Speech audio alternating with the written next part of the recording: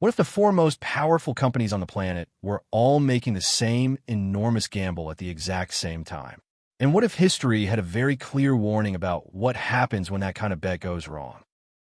In the spring of 2026, Google, Amazon, Meta, and Microsoft revealed something that made even the most seasoned Wall Street analysts stop and stare. Together, these four companies committed to spending $725 billion on artificial intelligence infrastructure in a single year. That is not a typo. $725 billion. To put that in perspective, it is larger than the entire annual GDP of countries like Switzerland, the Netherlands, and Poland. And almost every dollar of it is going into AI. This is the story of the biggest corporate spending spree in modern history. It is the story of record profits, sky-high confidence, and a comparison that nobody on Wall Street wants to talk about, the dot-com bubble. Let us start with what triggered this conversation. In late April 2026, all four tech giants reported their first quarter earnings within days of each other, and the numbers were staggering. Alphabet, Google's parent company, reported revenue of $109.9 billion for just one quarter. That is a 22% jump from the year before, and its profit up 81%. Google Cloud alone surged 63% to over $20 billion in a single quarter.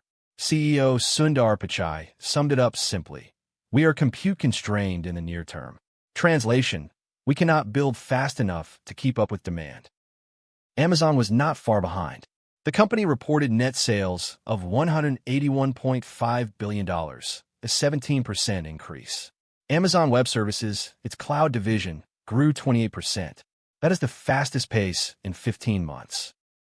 Meta posted massive advertising revenue powered by AI-driven ad targeting. Microsoft reported surging Azure cloud numbers, driven almost entirely by AI workloads. Every single one of these companies was printing money. So what is the problem? The problem, or rather the question, is what they plan to do with that money. Because alongside these incredible profits, each company also revealed its capital expenditure plan for 2026. And that is where the story gets very interesting. Amazon plans to spend approximately $200 billion on infrastructure in 2026. Google will spend between $175 and $185 billion, more than double what it spent just last year. Microsoft is tracking toward $145 billion, and Meta between $115 and $135 billion. Combined, $725 billion. That is a 77% increase compared to 2025, when the same four companies spent approximately $410 billion, which was itself a record at the time. So what exactly are they buying with all this money? The answer is everything it takes to run artificial intelligence at industrial scale. Think massive data centers stretching across hundreds of acres.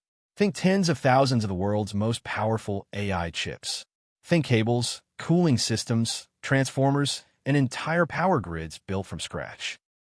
The energy demands alone are mind-bending. AI data centers consume electricity at a rate that is forcing companies to invest in nuclear power, solar farms, and offshore wind. Not out of environmental concern, but because the grid simply cannot keep up with the demand. Now here is where history starts whispering a warning. To understand why some people are nervous, you have to go back to the late 1990s. Everyone was convinced that the internet was going to change everything, and they were right. But that certainly led to one of the most catastrophic financial crashes in history. During the dot-com boom, telecom companies and tech startups poured hundreds of billions of dollars into fiber optic cables, server farms, and broadband infrastructure. The logic was simple. The internet is the future, and whoever builds the most infrastructure wins.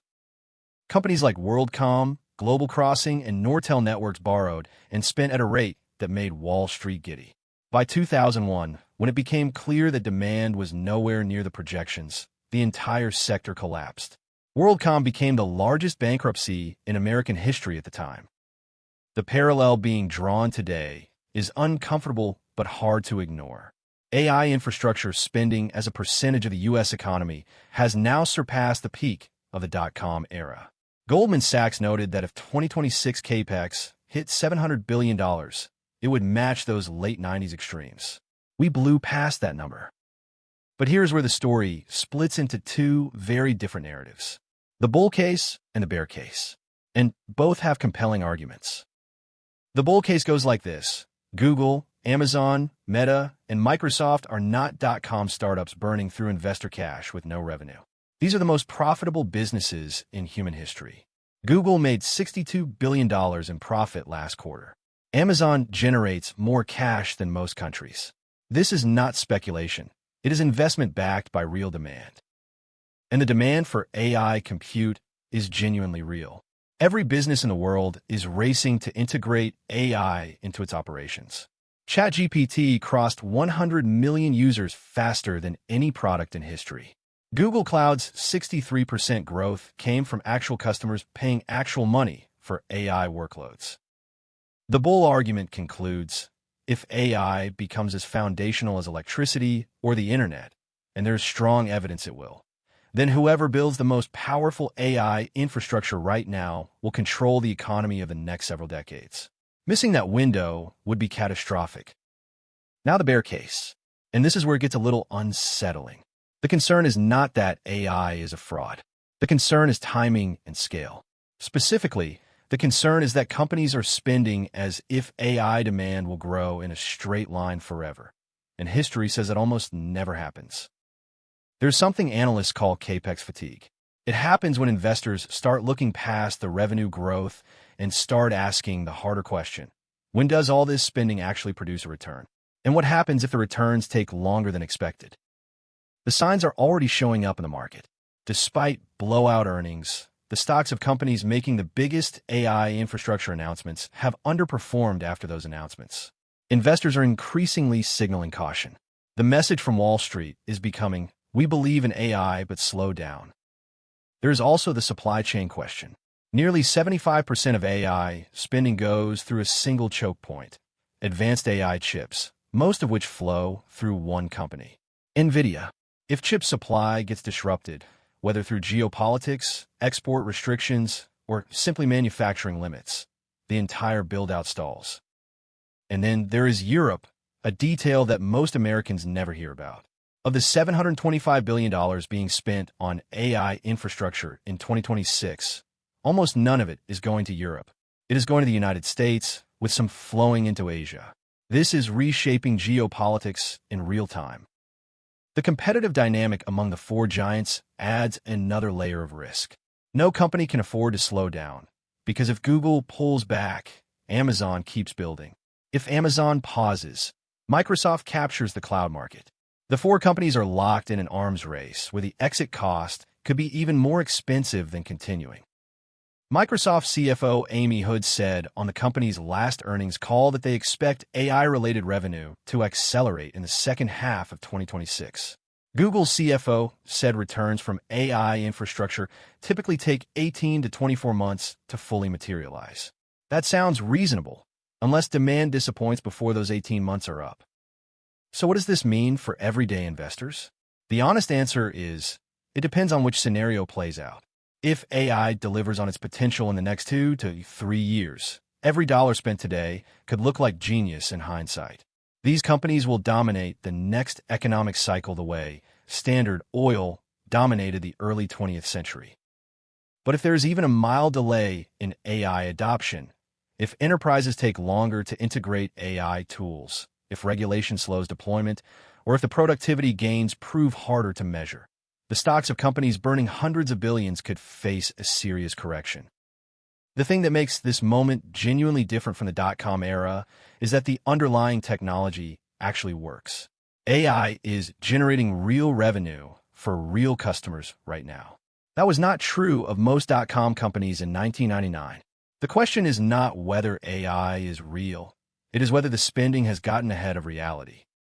Looking ahead, the numbers only get bigger. Each of these companies has already signaled that 2027 spending will be even higher than 2026. Google CFO said capex in 2027 is expected to, quote, significantly increase. We are not at the peak of this wave. We may be at the beginning. Historically, the companies that win technology transitions are not always the ones that built the best products. They're the ones that built the infrastructure everyone else depends on. Think of the companies that laid telegraph lines or built railroad networks or controlled the early internet backbone. The infrastructure builders often win even when individual applications fail. And if that framework is correct, then Google, Amazon, Meta, and Microsoft are not making a bet on AI. They are positioning themselves to be the essential utility of the next economy, the companies that every business in the world will pay to access intelligence.